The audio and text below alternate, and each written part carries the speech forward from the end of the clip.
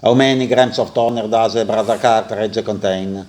The Brother toner powders are similar. You can use a good Brother toner in almost all Brother cartridge, but every cartridge has a different capacity.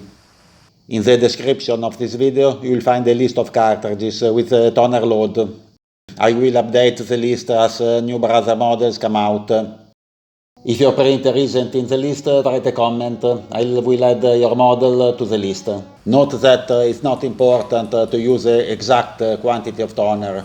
10-20 grams more or less does nothing. You can even fill the cartridge up to the limit. It will print the same.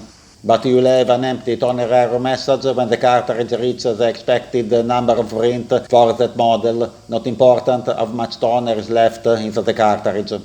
Sure, you can reset the cartridge again, but the printer will believe it's a new cartridge and it will change the settings.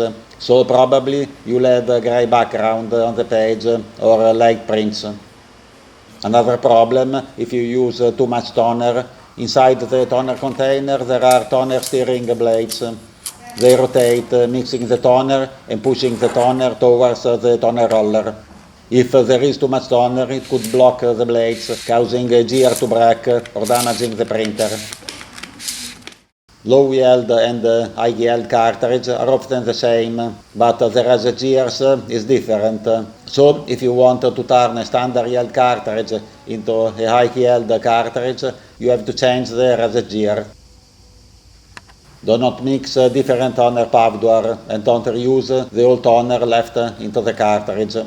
In the Brother technology, the waste toner is repelled off to the drum to be transferred into the toner hopper. So, at the end of the cartridge life, the toner left inside the cartridge is mixed with waste toner. And if you reuse the old toner, you risk a grey background on the page. That's all. The list is in the description of the video. Bye.